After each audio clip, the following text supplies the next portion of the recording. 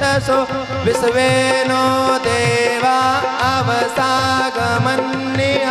भद्रं कर्णेभिः शृणुयाम देवा भद्रं पश्येमाक्षभिर्यजत्राः स्थिरैरङ्गैस्तुष्टुवाक्वं सस्तनूभिर्व्यसेमहि देवहितं जदायुः शतमिन्नु शरदो अन्तिदेवाजत्रानश्चक्रा जरसन्तनूनां पुत्रासो जत्र पितरो भवन्ति मानो मध्यारीरिखतायुर्गन्तो अदितिर्द्यौरदितिरन्तरिक्षमदितिर्माता स पिता स पुत्रः विश्वे देवा अदितिः पञ्चजना अदितिर्जातमदितिर्जानित्वं द्यौः शान्तिरन्तरिक्षं शान्तिः पृथिवी शान्तिरापः शान्तिरोषधयः शान्तिः वनस्पतयः शान्तिर्विश्वे देवाः शान्तिर्ब्रह्म शान्तिः सर्वगं शान्तिः शान्तिरेव शान्तिः सामा शान्तिरेधि जतो यतः समीहसे ततो नो अभयं कुरु शन्नः कुरु प्रजाभ्यो भयन्नः पशुभ्यः ॐ विश्वानि देव सवितर्दुरितानि परासुव जद्भद्रं तन्न आसुव ओम शांति शांति शांति। श्री सद्गुरुदेव भगवान की जय। श्रीमद् भागवत महापुराण की जय। श्री सुखदेव भगवान की जय।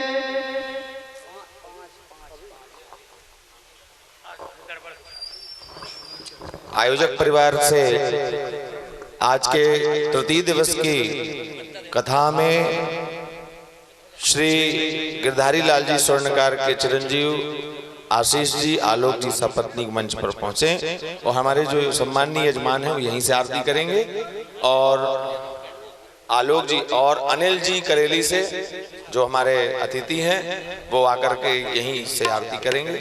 अनिल जी करेली से और संतोष सोनी जी अशोक जी के भाई आरती करेंगे यहीं से। आयोजक परिवार के सभी परिवारजन इस दर्शन गृह में हैं और श्री राजेश सोनी जी की सासू माँ वे भी आरती करेंगी।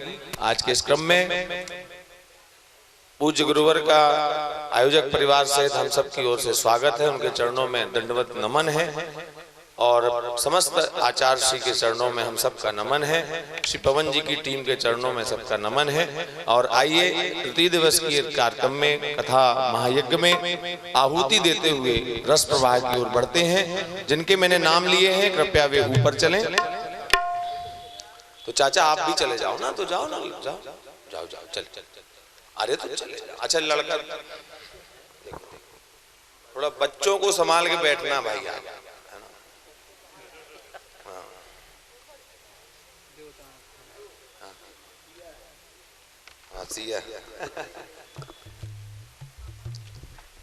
आइए आरती के क्रम में चलते हैं। अपने भाग्य को सराहते हुए आज तृतीय दिवस की इस भवसागर में तरने के लिए जो सशक्त माध्यम है श्रीमद् भागवत कथा, उसका आनंद लेते हैं। और मैं निवेदन करूंगा राजेश जी से और मातृशक्ति से कि जो भी श्रोता आए उनको इधर से पुरुष वर्ग इधर से मातृशक्ति बैठालने का कष्ट करें, ताकि जो स्थान भर जाता है इधर खाली रह जाता है, क्योंकि तो आज निश्चित ही भीड़ बढ़ेगी। तो आप सब लोग इधर बैठते चलें, ऐसा क्रम बनाएंगे।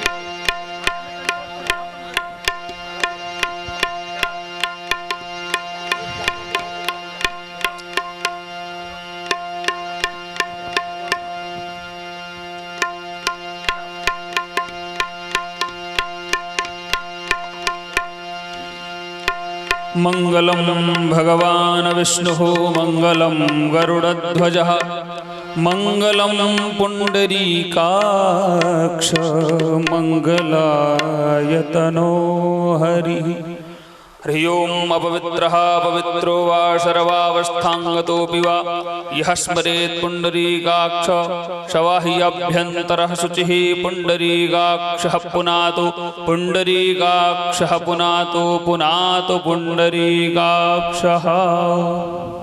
भगवान का ध्यान।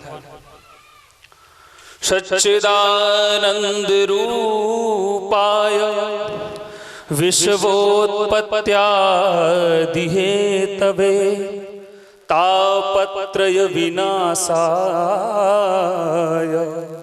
श्रीकृष्णाय वयं नुमः। यप्रव्रजन्तमनुपेतमपेतकृत्यं द्वैपायनो विरह कातर्या जुहाव पुत्रेति तन्मयतया तरवोऽभिनेदुः तं सर्वभूत हृदयं मुनिमानतोऽस्मि। नमोऽस्तु ते व्यास विशालबुद्धे फुल्लारविन्दायत पत्रनेत्रः येन त्वया भारततैलपूर्णः प्रज्वालितो ज्ञानमया प्रदीपः। ओम भूर्भुवः स्वः श्रीराधाकृष्णाभ्यां नमः। पुराण पुरुषोत्तमाय नमः। नमस्कारार्थे गंधाक्षत पुष्पाणि समर्पयामि। माल्यार्पण ठाकुर जी को माल्यार्पण। ओम मा ओघधीः प्रतिमोद्धवं पुष्पवतीः प्रसूवरीः अश्वा इव सजितवरीरवि रुधाः पारैष्णवाः माल्यादीनि सुगन्धीनि मालत्यादीनि वै प्रभु मया हृतानि पुष्पाणि पूजार्थं प्रतिगृह्यताम्। परम पूज्य महाराज श्री तिलक और माल्यार्पण।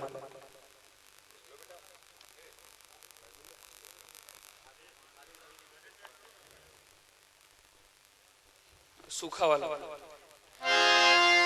गुरुर्ब्रह्मा गुरुर्विष्णु गुरुर्देवो महेश्वरः गुरुः साक्षात् परब्रह्म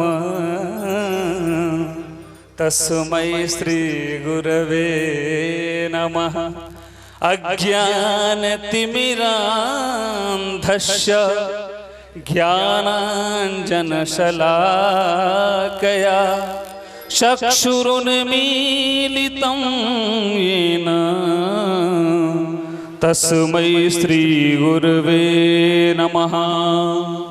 बोलो सद्गुरुदेव भगवान की, श्री हनुमान जी महाराज की, श्री सुखदेव भगवान की, श्री श्रीमद् भागवत महापुराण की।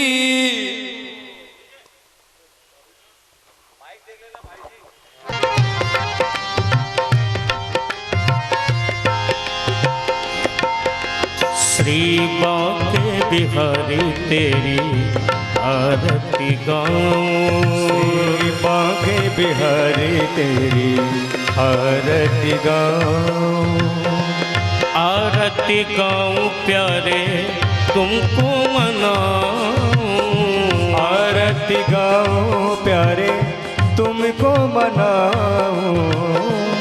हे गिरधर तेरी आरती गाऊं। हे गिरधर तेरी आरती गाऊं। मोर मुकुट माथे पे सोहे। मोर मुकुट माथे पे सोहे। प्यारी बंशी मुनि बन मोहे। प्यारी बंशी मुनि मन मोहे। देख छवि में बलि बलि जाऊं, देखे छवि में बलि बलि जाऊं। श्री बांके बिहारी तेरी आरती गाऊं, श्री बांके बिहारी तेरी आरती गाऊं। चरणों से निकली गंगा प्यारी, चरणों से निकली गंगा प्यारी, जिसने सारी दुनिया तारी, जिसने सारी दुनिया तारी। उन चरणों के मैं दर्शन पाऊं, उन चरणों के मैं दर्शन पाऊं। श्री बांके बिहारी तेरी आरती गाऊं, श्री बांके बिहारी तेरी आरती गाऊं। दास अनाथ के नाथ आप हो, दास अनाथ के नाथ आप हो। सुख दुख जीवन प्यारे साथ आप हो, सुख दुख जीवन साथ आप हो। हर चरणों को मैं शीश झुकाऊं, हर चरणों को मैं शीश झुकाऊं। श्री बांके बिहारी तेरी आरती गाऊं, श्री बांके बिहारी तेरी आरती गाऊं।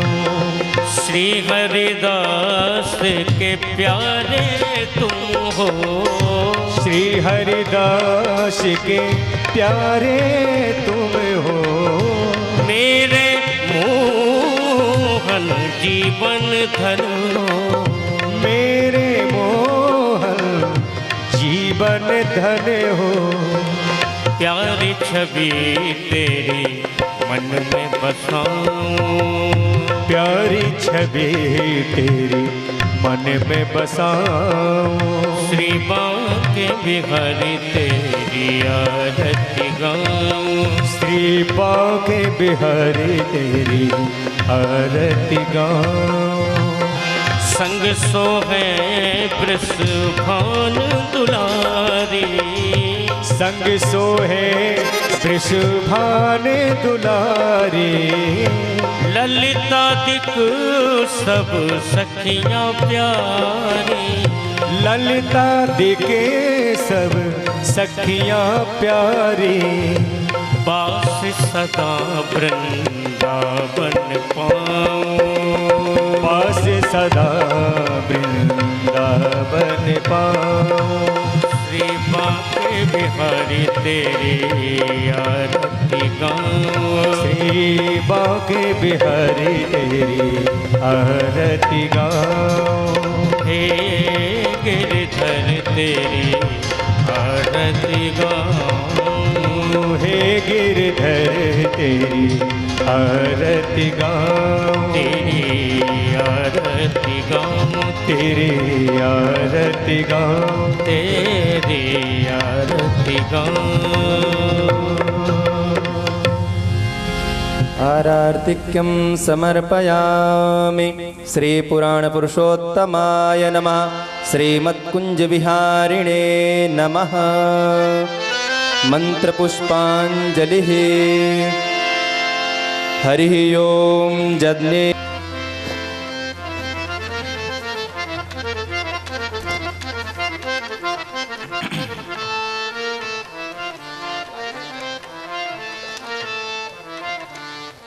प्रेमामृतदातारं गौरांगं दयानिधिं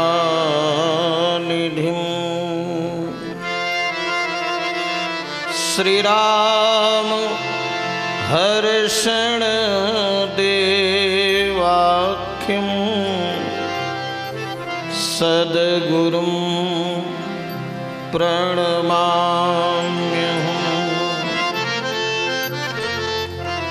श्री राम राम रघुनंदन राम राम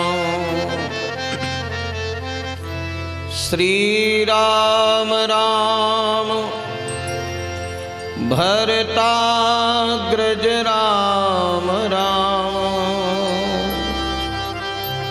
श्री राम राम रणकर्कश राम राम श्री राम राम शरणं भव राम राम कृष्णाय वासुदेवाय देवकी नंदनाय च नंदगोप कुमाराय गोविंदाय नमो नमः नमः पंकजनाभाय नमः पंकजमालिने नमः पंकजनेत्राय नमस्ते पंकजांघ्रे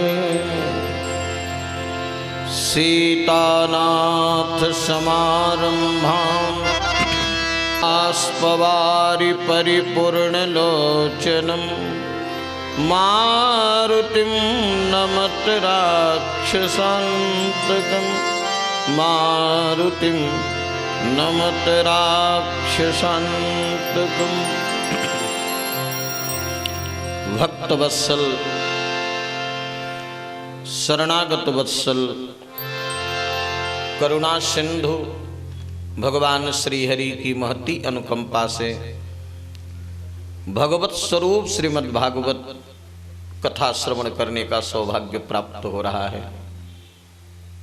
तो कथा श्रवण की पात्रता हम लोगों को प्राप्त हो जाए, इसके लिए शास्त्र परंपरा का पालन करते हुए बड़ी मस्ती के साथ, भाव के साथ, श्रद्धा के साथ भगवान के परम पावन नाम का संकीर्तन करें। इसके बाद भगवान की मंगलमयी अमृतमयी रसमयी कथा आप लोग श्रवण करेंगे। बड़े भाव से नाम संकीर्तन सभी गाएं। जय जय राधा जय रमन हरि बोल, जय जय जय राधा रमन हरि बोल, जय जय राधा रमन हरि बोल, जय जय राधा रमन हरि बोल। हरि बोल जय जय राधा रमण हरि बोल, जय जय राधा रमण हरि बोल, जय जय राधा रमन हरि बोल, जय जय राधा रमन हरि बोल। हरि बोल जय जय राधा रमण हरि बोल, जय जय राधा रमण हरि बोल, जय जय राधा रमन हरि बोल, जय जय राधा रमन हरि बोल, जय जय राधा रमण हरि बोल, जय जय राधा रमण हरि बोल, जय जय राधा रमन हरि बोल, जय जय राधा रमन हरि बोल, जय जय राधा रमण हरि बोल, जय जय राधा रमण हरि बोल, जय जय राधा रमन हरि बोल, जय जय राधा रमन हरि बोल। हरि बोल जय जय राधा रमण हरि बोल, जय जय राधा रमण हरि बोल।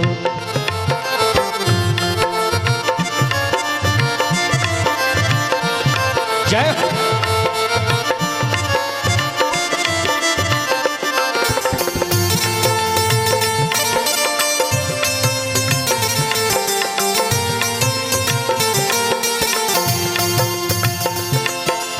अखियन मृग का जल छोना सो, अखियन में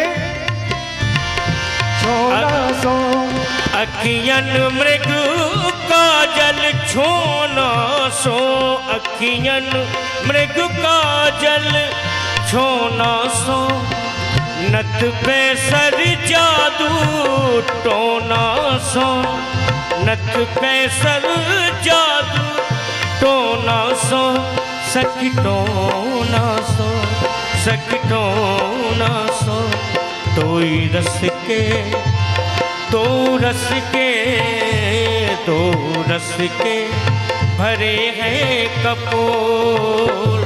जय जय राधा रमन हरि बोल, हरि बोल जय जय राधा रमण हरि बोल, जय जय राधा रमण हरि बोल। गोपाल राधे कृष्ण गोविंद गोविंद, गोपाल राधे कृष्ण गोविंद गोविंद, राम गोविंद गोविंद श्याम गोविंद गोविंद, राम गोविंद गोविंद श्याम गोविंद गोविंद, राम गोविंद गोविंद श्याम गोविंद गोविंद, राम गोविंद गोविंद श्याम गोविंद गोविंद।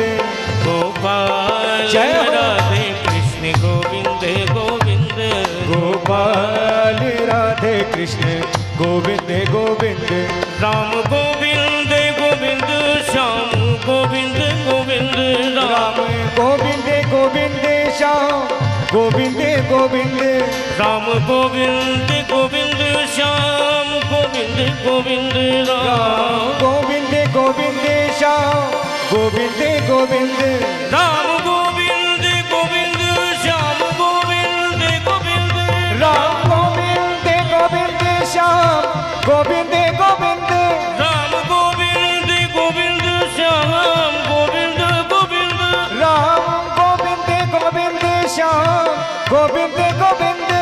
गोपाल जय हो। राधे कृष्ण गोविंद गोविंद, गोपाल राधे कृष्ण गोविंद गोविंद, गोपाल राधे कृष्ण गोविंद गोविंद, गोपाल राधे कृष्ण गोविंद गोविंद, जय जय गोविंद गोविंद, जय जय गोविंद गोविंद, जय जय गोविंद गोविंद, जय जय गोविंद गोविंद। जय जय गोविंद। बोलिए भक्तवत्सल भगवान की, जय शरणागत वत्सल भगवान की, जय हो, श्रीमद् भागवत महापुराण की, जय हो, श्री व्यास भगवान की, जय हो, श्री सुखदेव भगवान की, जय हो, श्री सूत जी महाराज की, जय हो, श्री नारद जी महाराज की, जय हो, सप्ताह कथा महायज्ञ की, जय हो, श्री हनुमान जी महाराज की, जय हो, श्री सद्गुरुदेव भगवान की, जय हो, श्री प्रेमावतार की, जय हो, सभी संत भक्त भगवान की, जय हो, जय जय सीताराम, जय जय राधे। श्याम। परम मंगल में पर ब्रह्म परमात्मा भक्त वांछा कल्पतरु भक्त वत्सल शरणागत वत्सल भगवान श्याम सुंदर की प्रत्यक्ष वांगमयी मूर्ति श्रीमद् भागवत महापुराण के माध्यम से कल के प्रसंग में आप लोगों ने यह श्रवण किया कि महाराज परीक्षित को एक ब्राह्मण का श्राप लग गया और वे परीक्षित अपना राज्य अपने पुत्र जन्मेजय को देकर के गंगा के तट पर आकर के बैठ गए। अनशन व्रत करके बैठे। महाराज परीक्षित को श्राप लगा। इस सब जगह बात फैल गई, क्योंकि परीक्षित जी परम धर्मात्मा राजा, परम वैष्णव, जिनका संबंध भगवान से भी है और भगवान के भक्त से भी। परीक्षित का संबंध भगवत और भागवत दोनों संबंध इनके अंदर है। श्री अर्जुन जैसे महाभागवत के एक पौत्र हैं। अर्जुन के पुत्र अभिमन्यु और अभिमन्यु के पुत्र महाराज परीक्षित। अभिमन्यु के पुत्र परीक्षित। और जो अभिमन्यु वो भगवान कृष्ण के भांजे, भगवान कृष्ण की बहन सुभद्रा और सुभद्रा के पुत्र हैं अभिमन्यु। तो भगवान श्याम सुंदर के भांजे हैं और अर्जुन के पौत्र हैं। और उन परीक्षित को साप लग गया। चारों तरफ बात फैल गई। सभी संत आए। सबका स्नेह परीक्षित से है, सबका सौहार्द परीक्षित से है, इसलिए सभी संतों का आगमन हुआ। कल मैंने संतों का परिचय दिया, लेकिन कोई भी संत इस निर्णय पर नहीं पहुंच पा रहे हैं कि परीक्षित का कल्याण कैसे हो, परीक्षित का मंगल कैसे हो। जिसको एक ब्राह्मण का श्राप लग गया, कैसे इनका उद्धार किया जाए। किसी निर्णय पर जब पहुंच नहीं पा रहे थे तो अपने भक्त का कल्याण करने के लिए, परीक्षित के ऊपर अनुग्रह करने के लिए स्वयं भगवान ही सुखदेव के रूप में आए। गुरु बन करके, संत बन करके स्वयं परमात्मा ही शुकाचार्य के रूप में आगमन हुआ। तत्राभवद भगवान व्यास पुत्र। कौन व्यास पुत्र बने? भगवान ही व्यास पुत्र बने हैं। वे ही व्यासनंदन बन करके आ रहे हैं। कोई निमंत्रण नहीं गया है। यदृक्षया, यदृक्षया का मतलब होता है अपनी इच्छा से, और यदृक्षया का ये भी अर्थ होता है कि भगवत इच्छा से। संत का आना जाना अपने मन से नहीं होता है, भगवान की इच्छा उनकी इच्छा है। तो भगवान की इच्छा से ही श्री सुखदेव जी आए। सुखदेव जी अलक्ष्य लिंग है। क्या है? अलक्ष्य लिंग। अलक्ष्य लिंग का मतलब होता है स्त्री पुरुष भेद रहित।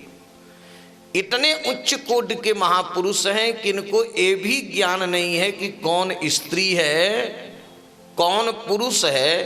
कहने का मतलब स्त्री पुरुष में वो कोई अंतर नहीं मानते। अर्थात चाहे स्त्रियों के मध्य रहें चाहे पुरुषों के मध्य रहें, वे सर्वथा विकार रहित महापुरुष हैं। भाई विकार तो तभी आता है कि जब हम स्त्री को भोग्या समझें, हम अपने को भोक्ता समझें, जब ये सब जगह परमात्मा को देखते, उनके अंदर स्त्री पुरुष कोई अंतर ही नहीं है ना। वे परमहंस है महाराज सुखदेव जी। अलक्ष्य लिंग है और निज लाभ तुष्ट है। निज माने अपना, निज माने अपना लाभ।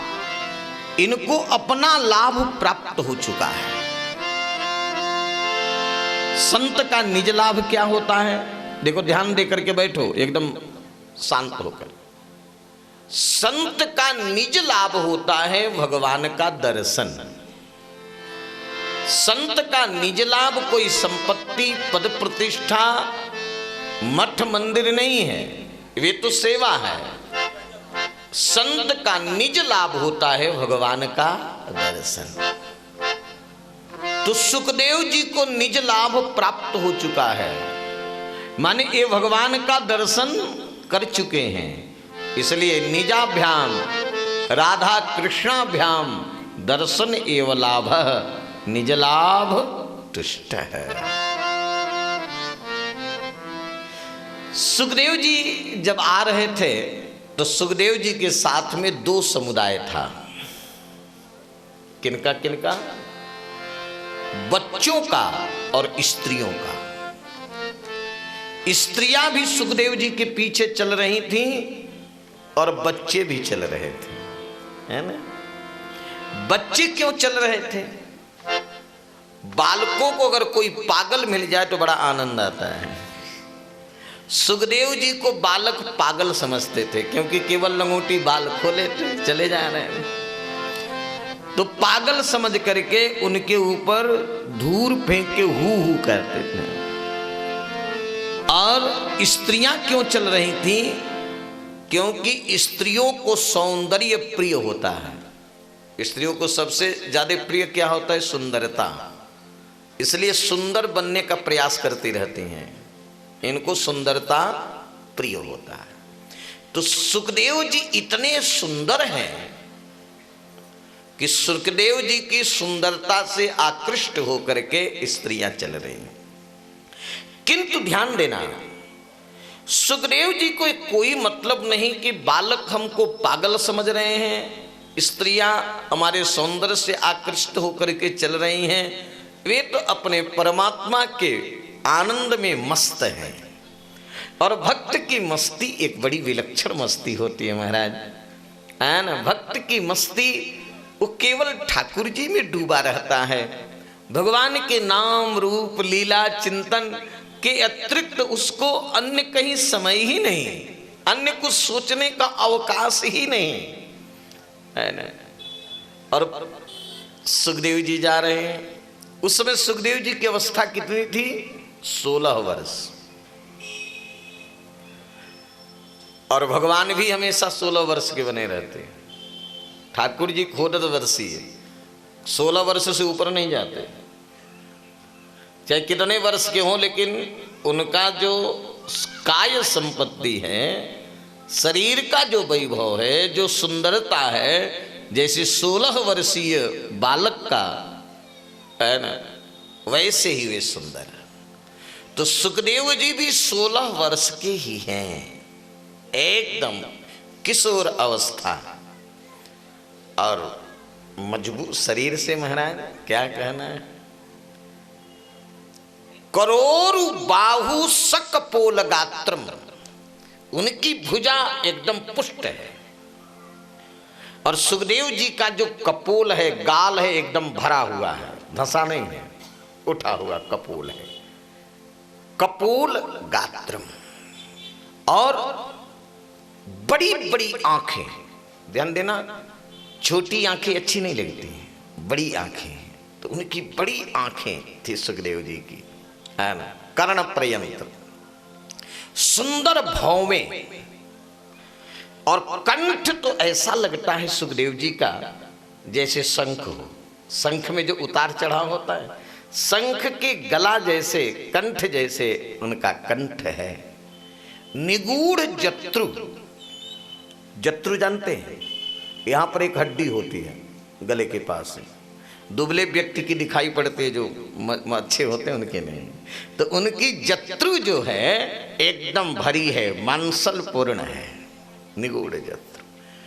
पृतुटुंग वक्ष, पृतुटुंग वक्ष का अर्थ होता है जिसकी छाती चौड़ी हो। तो सुखदेव जी की छाती चौड़ी है ना। आवर्त नाभि, आवर्त नाभि माने गहरी नाभि, गहरी नाभि अभी महापुरुष का लक्षण होता है। और लंबी भुजा, गहरी नाभि पर लंबी भुजा। दिगंबरम वक्त्र विकीर्ण केशम। और सुखदेव जी कैसे हैं? दिगंबरम, दिगंबर है। दिगंबर का मतलब जानते हैं? दिग माने दिशा, अंबर माने वस्त्र। दिशाएं ही जिनके वस्त्र हैं, एकदम दिगंबर है, केवल शरीर में लंगोटी मात्र है, दिगंबर है, बाल खुला है और सांवले हैं सुखदेव जी। ध्यान देना कैसे हैं, श्यामम, सांवले, श्याम बपू है, सांवले हैं। ध्यान देना इनके पिता भी सांवले हैं, है ना, सांवले बाप का लड़का भी सांवला होगा, ऐसे भी सांवले हैं। इनके पिता का नाम है कृष्ण द्वैपायन, कृष्ण माने काला, कृष्ण माने सांवला, तो कृष्ण द्वैपायन के पुत्र हैं, इनके पिताजी भी सांवले हैं, इसलिए सांवले। दूसरा अर्थ ये हुआ कि ये जिनका ध्यान करते हैं वे भी सांवले हैं, है ना, श्याम सुंदर। तो श्याम सुंदर का ध्यान करते करते सुखदेव जी भी सांवले हो गए, बहुत सुंदर है। सुखदेव जी को देख करके कोई ऐसा नहीं था जो अपने को संभाल पाया हो, सब उठ के खड़े हो गए और सुखदेव जी की पूजा हुई है। महाराज परीक्षित ने पूजा किया, कल मैं आप लोग को संकेत में बताया हूं। परीक्षित ने बड़ी विधि के साथ और भाव के साथ, देखो पूजा में विधि भी हो और भाव भी हो, है ना। अगर विधि की कमी है, भाव ठीक है तो काम चल जाएगा। तो परीक्षित जी ने जो सुखदेव जी का पूजन किया है, विधि भी है और भाव भी है, बहुत सुंदर पूजन किया। अब पूजन करने के बाद स्तुति करते हैं, अहो अद्य वयं ब्रह्मन्, अहो अद्य वयं ब्रह्मन् सत्सेव्या छत्रबन्धवः, कृपया तिथिरूपेण भवद्भिः तीर्थ का कृता। चिंतन देखो तो परीक्षित ने कहा कि हे सुखदेव जी महाराज, आप जैसे महापुरुष का दर्शन करके मैं कृतार्थ हो गया, धन्य हो गया। ध्यान देना, संत का दर्शन भाग्यशाली को होता है, अभागों को नहीं होता है। और मेरे श्रोताओं, परमात्मा की कृपा का फल है सच्चे साधु का दर्शन। बनावटी की बात मैं नहीं कह रहा, भजन आनंदी सच्चे संत मिल जाए तो, सच्चे साधु मिल गए तो समझ लेना कि हमको भगवान मिल गए।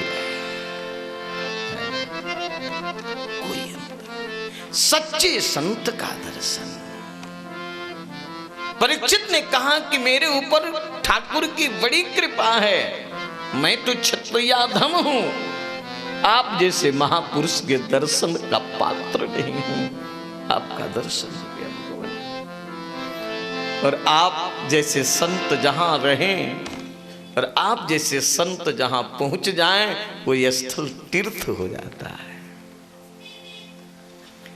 प्रेम रामायण में हमारे गुरुदेव ने कहा है कि जहाँ जहाँ संत चरण चली जावे, जहाँ जहाँ संतों के चरण चला जाता है, जहाँ जहाँ संत चरण चली जावे, तहाँ तहाँ तीरथ होई सुहावे। कोई स्थल तीर्थ हो जाता है, क्या हो जाता है, तीर्थ हो जाता है। तो भगवान आज आप जैसे संत के द्वारा उत्तीर्थ हो जाता है। आज मैं पवित्र हो गया। एक बात मैं कह दूं, ध्यान देना, परीक्षित ने कहा कि भगवान आप जैसे संत का कोई स्मरण कर ले, केवल याद कर ले, जैसे महापुरुष का कोई स्मरण कर ले तो वो पवित्र हो जाता है।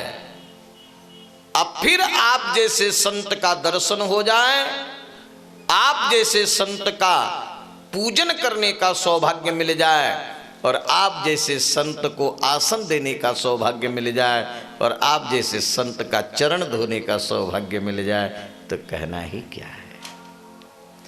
लेकिन एक प्रार्थना है, आप जंगली हो, और जंगली महात्मा का भरोसा नहीं कि कब जंगल में भाग जाए, क्योंकि आपको जंगल प्रिय है। आप एकांतिक महात्मा हो, और गृहस्थ के यहां आप ज्यादा रहते नहीं। सुखदेव जी ज्यादा रुकते नहीं। सुखदेव जी केवल उतने देर तक रुकते जब तक गाय दूही जाए, क्योंकि सुखदेव जी गाय का दूध पीते, भैंस का नहीं, गाय का दूध पीते। और सुखदेव जी जा रहे हैं, अगर कोई गृहस्थ गाय दूह रहा है तो खड़े हो जाते। खड़े इसलिए हो जाते कि गाय दूहने के बाद दूध देगा, हम पिएंगे, चले जाएंगे। अगर वह सौभाग्यशाली ये दूध दिया तो उसको सौभाग्यशाली बना करके उसकी सेवा स्वीकार करके सुखदेव जी चले जाते। लेकिन जिस नहीं दिया उस पर भी कोई नाराजी नहीं कि नहीं दिया तो हम उसके ऊपर नाराज हो जाए, है ना, कोई नाराज नहीं। दिया तो ठीक, नहीं दिया तो ठीक। इतने देर तक सुखदेव जी रहने वाले महाराज, और मैं 7 दिन का मेहमान हूं, और जंगली महात्मा का कौन भरोसा कब जंगल में चला जाए। आपके चरणों में निवेदन है कि मैं 7 दिन ही जीवित रहूंगा, क्योंकि मुझको श्राप लग गया है। आज के 7वें दिन मुझको तक्षक काट लेगा, और जब सर्प काटेगा तो मैं मर जाऊंगा। तो 7 दिन तक मेरा जीवन है, और 7 दिन में हमको क्या करना चाहिए, क्या सुनना चाहिए, क्या जब। अब ध्यान देकर के सुन लो, हम आप भी 7 दिन के ही हैं। अब आप ये न समझिए कि केवल परीक्षित के लिए है, ये हम सबको लिए भी है। 7 दिन ही सबको जीना है। 7 दिन के बाहर कोई नहीं जाएगा, और 7 दिन में किसी न दिन एक सा दिन आएगा जिस दिन जाना पड़ेगा, है ना। तो सबके लिए है 7 दिन। तो महाराज मैं 7 दिन का मेहमान हूं, और 7 दिन में मैं मर जाऊंगा। तो जो मरणशील है, जिसको मरना है, मरना सबको है मेरे भाई। यहां जो आया है सो मरेगा। बस कोई आज मरेगा, कोई कल मरेगा, कोई परसों, एक दिन मरना पड़ेगा। चाहे कितना उपाय कर लो, है ना। आया है सो जाएगा, राजा रंक फकीर। मृत्यु को याद रखना है। यही तो महाराज विडंबना है कि हम लोग मृत्यु को भूल जाते हैं। मृत्यु को याद रखे तो हमसे पाप न बने। अब हम मान लेते हैं कि हमको तो ही ऐसी दृढ़ता महाराज हो जाती लोगों के मन में। तो परीक्षित ने कहा कि जो मरने वाला है, मरणशील है, उसको क्या करना चाहिए, क्या सुनना चाहिए, क्या जपना चाहिए, क्या करना चाहिए, किनका स्मरण करना चाहिए। यत श्रोतव्यम अथो जप्यम यत कर्तव्यम नृभिः प्रभो यस्मर्तव्यम भजनीयम वा ब्रूहि यद्वा विपर्ययम्। देखो एक बात मैं आप लोगों से निवेदन करूं, अन्न के स्वाद का अनुभव उसी को होता है जो भूखा है। अब भूख नहीं है, बढ़िया रसगुल्ला खिलाओ, मालपुआ खिलाओ तो मुंह फेर लेगा। भोजन का स्वाद उसी को मिलता है जो भूखा है। भूखे व्यक्ति को महाराज सत्तू में भी स्वाद आता है ना, उसमें भी उसको स्वाद आता। और जो भूखा नहीं है मालपुआ में भी उसको स्वाद नहीं मिलता। तो मेरे भाई, भोजन का अधिकारी भूखा है और जल का अधिकारी प्यासा है। इसी प्रकार ज्ञान का अधिकारी, श्रवण का अधिकारी श्रद्धावान है, जिसको सुनने का, जानने की प्रबल इच्छा हो। परीक्षित के मन में प्रबल इच्छा है, जानने की भूख है, भगवान के दर्शन की प्यास है, व्याकुलता है परीक्षित को। अब ऐसे पात्र को देख करके अब संत प्रसन्न हो गए। अब सुखदेव जी बोलना प्रारंभ कर रहे हैं। अब तक तो मैं भागवत की भूमिका सुनाता रहा, अब सुखदेव जी जब अब कथा शुरू हो रही है ना, ध्यान देना, बड़ी सुंदर।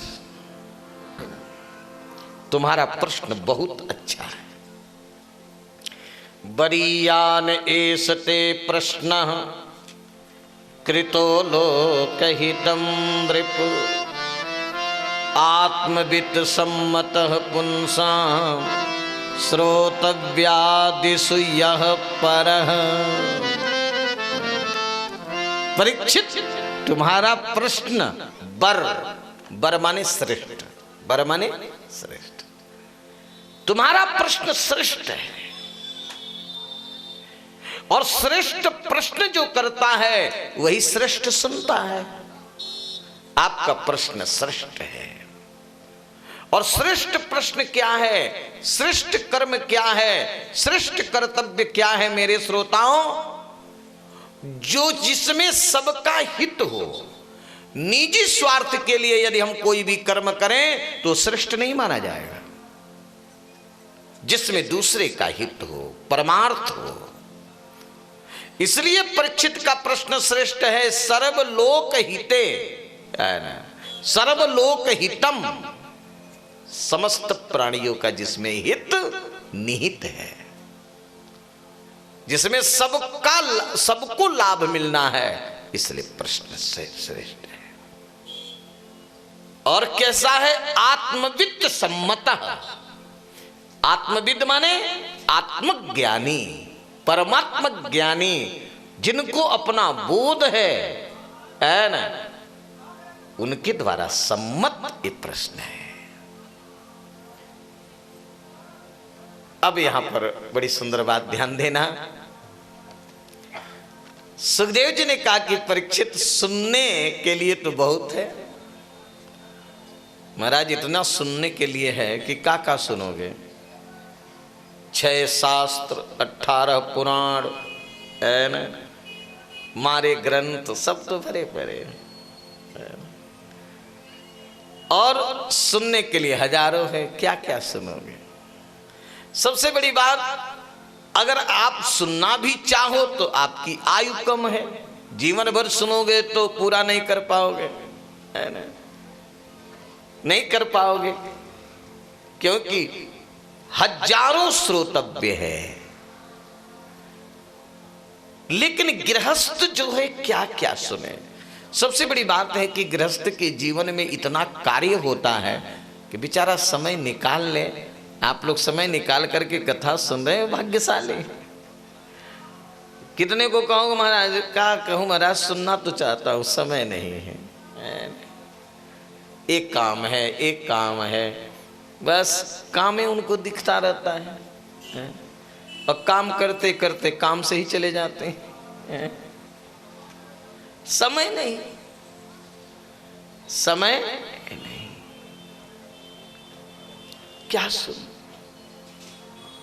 सबसे बड़ी बात यह है कि मान लीजिए आयु मनुष्यों की कम है, बहुत बड़ी आयु अगर आपको मिल गई, इस कलयुग की सबसे बड़ी आयु है 100 वर्ष की, 100 वर्ष की आयु। अब तो कोई संत महात्मा ऐसे बहुत ज्यादा, वो भले 100 से ऊपर जाए, लेकिन सब 100 से नीचे ही है ना। 70-80 में 60 में ही काम हो जाता है। जीवेम सरदह सतम श्रीयाम सरदह सतम, ये हम कामना करते हैं। और जहाँ अभी हमारे राम वहाँ मुरैना में कथा कहने गए थे, वहाँ एक महात्मा के पास हमको ले गए लोग। वो महात्मा 115 वर्ष के, और 115 वर्ष के वो संत हैं। जब हम गए तो वे लकड़ी कटवा रहे थे, हमको बुलवाए तो मिलने आए। हम कहे वाह, तो अब कोई नहीं तो 100 वर्ष के अंदर ही सब चला जाएगा। तो मान लीजिए आपको बहुत बड़ी आयु मिली, 100 वर्ष की मिली, तो 100 वर्ष में रात्रि आप सोने में बिता देते हो। कितने को रात्रि पूरी नहीं होती तो 9 बजे तक सोते रहते हैं लोग, है ना? रात्रि सोने में और दिन कमाने में, है ना? निद्रया हीयते नक्तम व्योयायेन च वावयः दिवाचारतया राजन् कुटुंब भरणेन वा। रात्रि चली गई सोने में और दिन चला गया कमाने में। रात्रि निकल गई सोने में, भोग में, रात्रि भोग में चली गई, सोने में चली गई, दिन कमाने में चल गया, नाती पोता बेटा को खिलाने में चला गया, है ना, आमोद प्रमोद में चला गया। 20 वर्ष तक 25 वर्ष तक पढ़ाई लिखाई में चला गया, उसके बाद ब्याह हो गया तो देवी के चक्कर में चला गया, है ना। कहाँ समय मिला महाराज। लेकिन सबसे बड़ी बात मेरे श्रोताओं कि ये संसार इतना पागल हो चुका है। मैं नहीं कह रहा हूं, सुखदेव जी कह रहे हैं। इतना प्रमत्त माने पागल हो गया है। इससे बढ़कर के पागलपना क्या होगा कि हम देख रहे हैं नहीं देख पा रहे हैं, सुन रहे हैं और उसको अनजान बनाए। महाराज इतने पागल हो गए हैं कि तेसाम प्रमत्तो निधनम पश्यन नपि न पश्यति। लोग देख रहे हैं कि वो मर रहा है और हमको भी मरना है, लेकिन वही काम करते हैं जैसे कि हमको मरना न हो। एक व्यक्ति परिवार पड़ोस का मर जाता है, लोग ले जाते हैं जलाने के लिए। महाराज मैं सुना हूं अपने कानों से, जब किसी को ले जाएंगे राम नाम सत्य है, राम नाम सत्य है करते हुए, तो उस समय इतना बैराग रहता है लोगों के मन में, परस्पर में बात करते हैं, भैया संसार में कुछ नहीं है। ये बेचारा हम लोग के साथ बैठता था, हम लोग एक साथ बात करते थे, ये चला गया, हमको भी जाना पड़ेगा। और उनकी बात ठीक से सुनो तो लगता है अब सबको बैराग हो गया, अब लौटने के बाद सब चित्रकूट चलेंगे, सब भजन। लेकिन वहां जाने पर मैंने देखा है कि महाराज अभी लाश जल नहीं पाती। लड़का मुंह में आगी दिया, लोग परिक्रमा किए, लाश जल नहीं पाती। भैया समय हो गया, अभी हमको ड्यूटी में जाना है, हमको दुकान खोलना है ना, सब छोड़ छोड़ करके चले आते। वही सुखदेव जी कहते हैं कि संसार के प्राणी संसार में इतना पागल हो गया है कि देख करके भी नहीं देखता है, समझ के भी नहीं समझता है। सुखदेव जी ने कहा कि परीक्षित यदि कल्याण चाहते हो, अब कोई भी मनुष्य अगर कल्याण चाहता है, तस्मात् भारत सर्वात्मा भगवान ईश्वर हरि ही श्रोतव्य कीर्तिदव्यश्च। इसलिए मनुष्य को सावधान होकर के भगवान की कथा सुननी चाहिए। ग्राम्य चर्चा नहीं, संसार की चर्चा नहीं, विषय की चर्चा नहीं, राम कथा सुनो, कृष्ण कथा सुनो। और मेरे श्रोताओं, जिसके कान में कथा पड़ जाए उसका कान पवित्र हो जाता है, भव के रोग नष्ट हो जाते हैं। और जिसके कान में ठाकुर की कथा नहीं, उसका कान कान नहीं है, सांप का बिल है। क्या है? सांप का बिल। उसको कान मत कहो। तो श्रोतव्य क्या है? क्या सुनना चाहिए? ठाकुर जी की कथा सुननी चाहिए, भगवान का गुणानुवाद सुनना चाहिए, किसी की निंदा नहीं, किसी की चुगली नहीं, है ना। और बोलना क्या चाहिए? कीर्तन भगवान के नाम का। श्रोतव्य कीर्तितव्यश्च। महाराज, मैं अपने मन से जो सुखदेव जी ने कहा वही मैं सुना रहा हूं, और मैं ठीक कह रहा हूं। अगर ठीक से कोई भागवत सुन ले 7 दिन तक, फिर उसका मन भगवान में लग जाएगा, ठाकुर जी में लग जाएगा। क्योंकि घुमा फिरा करके बात कथा का यही मतलब होता है, सत्संग का यही मतलब होता है कि संसार और संसार के विषयों को ठीक से श्रोताओं को समझा दिया जाए, और श्रोताओं के इस समझ में बात आ जाए कि न हम संसार के हैं, न संसार हमारा है, हम परमात्मा के हैं और परमात्मा हमारे हैं। बस यही समझ, यही सत्संग है। ये समझ में आ गई तो आप भागवत सुन लिए, और नहीं समझ में आई तो आपने भागवत नहीं सुनी। इसलिए कीर्तितव्य केवल परमात्मा है, कीर्तन करने लायक केवल भगवान है। भगवान का कीर्तन करो, आपकी वाणी पवित्र होगी। जो ईश्वर है, हरि है, जो भक्तों के कष्टों को, पापों को, दुखों को हरते हैं। एक बात मैं आप लोग से निवेदन करूं, ध्यान देना मेरे भाई, बात पकड़ लो। इस मानव जीवन का सबसे श्रेष्ठ लाभ क्या है? मानव जीवन का लाभ बेटा बेटी नहीं है, ये तो निमित्त है। मकान दुकान नहीं है, बैंक बैलेंस नहीं है। ये मानव जीवन का लाभ भगवान का ये स्मरण है, ठाकुर जी का भजन है। देह धरे कर यह फल भाई, भजी राम सब काम बिहारी। यही देह धारण करने का फल है। बस इसी को मैं आप देख लेना, कितना भी बढ़िया आप मकान बनवा लो, खूब सुंदर बनवा लो, खूब मार्बल लगवा लो, खूब टाइल्स फिट करवा लो, 8 मंजिला 10 मंजिला बनवा लो, लेकिन जिस दिन आप मर जाओगे, घर के लोग एक क्षण उस घर में रहने नहीं देंगे। तुरंत बाहर, कि कहीं घर में प्रेत न बन जाए, है ना, प्रेत न बन जाए, तुरंत बाहर।